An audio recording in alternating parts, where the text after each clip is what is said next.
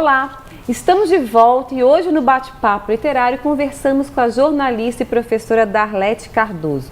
Mas antes de continuarmos o nosso bate-papo, eu quero falar do IASG, onde você aprende vários idiomas de uma maneira fácil e divertida. E agora no IASG você tem um programa totalmente novo, onde a tecnologia digital está associada ao ensino dentro e fora da sala de aula, trazendo maior mobilidade, flexibilidade e rapidez ao seu aprendizado. Usando tablet, celular, iPod e outros aparelhos digitais, você tem acesso a uma variedade de materiais e pode escolher o que mais se identifica. Está esperando o que para fazer sua matrícula? Vá logo para a escola que faz você se conectar com o mundo. Vá para o IASG. O Darlete, agora aqui no nosso pequeno intervalo a gente estava falando então da importância do inglês, né? O teu filho está na Inglaterra há 15 anos. 15 anos, mas eles, os meus dois, né? O que é jornalista também. Eu tenho um filho jornalista. Que legal. Que Foi bom, meu aluno aqui na Unisul. Que legal. Eu sempre tive essa preocupação de abrir o mundo para eles, né? Digamos e assim. E a língua abre o mundo, né? E aí eu ainda morava em Bituba e lá abri uma escola de inglês, não era do IASG na época lá, e eu disse, eu vou botar os meus filhos no inglês, eles vão aprender inglês. E eles tinham 4 anos e meio, aí foi o mais velho, depois quando o outro completou quase 5 anos. Entrou também e estudaram. Depois, quando eu me mudei para Tubarão, continuaram estudando no IASG. No IASG, eu devo conhecê-los, certamente. Ambos são formados pelo IASG.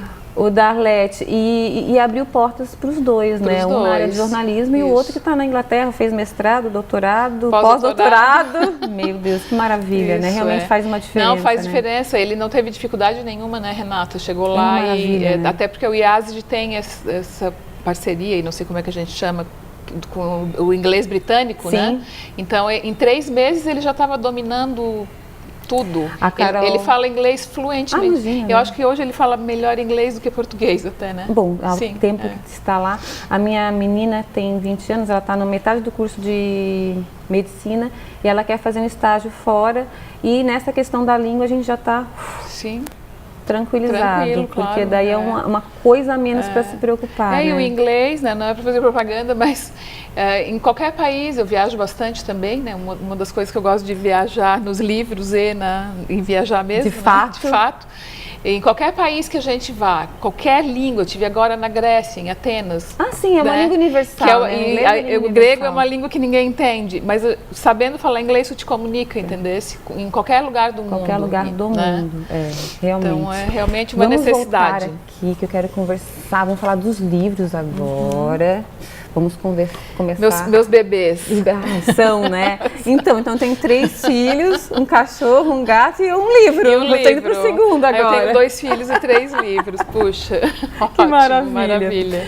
Vamos começar então falando desse daqui da Unisul, Força e Alma da Comunidade, que é um livro que foi lançado recentemente, né, da 2016. Isso. E fala justamente da trajetória da Unisul, que já faz mais de 50 anos. Fala um pouquinho pra gente dessa trajetória. Então, o professor Salésio, né, quando era reitor, me convidou para escrever esse livro. Na verdade, ele era para ser publicado ali quando a Unisul fez 50 anos, que foi em 2014. Mas aí teve livro, sabe, tem um processo, ainda mais que é um livro de história, e tem que ver se está certo, se está correta a informação e tal, claro. Né? É um processo mais longo. E é longo, e acabou então demorando mais do que o previsto, pensa, né? Ele, na verdade, era para ter saído com mais páginas de texto e menos fotos, aí depois a gente resolveu no meio do caminho, ficou muito bonito, né? No meio do caminho, diminuir os textos e ilustrar mais. Né? Também porque a fotografia também conta a história, né? Conta, com certeza. Então, muito lindo. É um livro que foi assim bem prazeroso para eu escrever.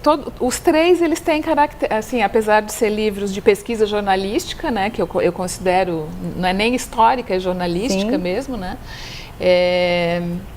Eles têm características diferentes. O da CIT, por exemplo, eu pesquisei mais em atas, né, em documentos. Eu fiz menos... é a história da CIT, né? Os 60 anos de história da CIT.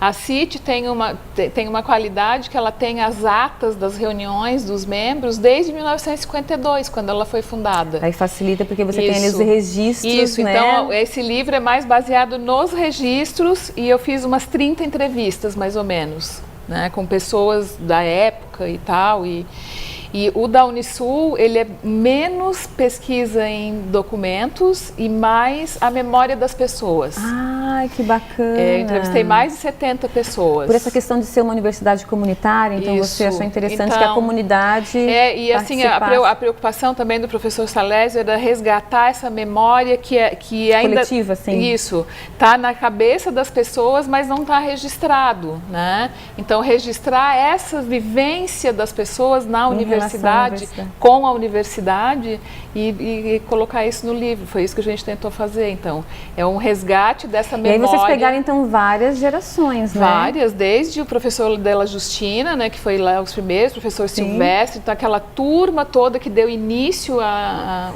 gente conseguiu... Da época da FESC, né? Da época do IMES, né? Que Instituto Municipal, antes ainda.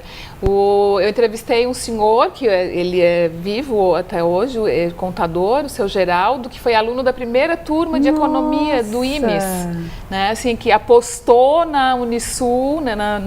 naquele Instituto de Educação Superior que estava sendo lançado. Então, foi um livro muito bom de fazer por isso, assim. As entrevistas, elas duravam, Renata, impressionante, assim, 3 horas, 5 horas. Nossa, com cada um. E você entrevistou mais de 300 pessoas? Não, 70. 70 pessoas? Mesmo assim? Não, muita gente. Horas e horas Horas e horas de entrevista. E daí para extrair, né, aquilo que teoricamente é importante para deixar registrado em... Quanto tempo você levou para fazer essa pesquisa, as entrevistas? O livro da Unisul em 6 meses, trabalhando todos os dias. Intensamente. Todos os dias, finais de semana e tal. Levei 6 meses. Depois, edição, escolha de fotos, mais um tempo. Então, o fio condutor do livro são as entrevistas, as histórias, através da memória. A memória das pessoas. E tem alguma entrevista que te marcou? Ai, muitas! Difícil. Vamos fazer o seguinte, a gente vai fazer um pequeno intervalo e a gente volta já e você tenta lembrar de alguma que te marcou bastante, tá bom? Não saia daí que a gente volta já.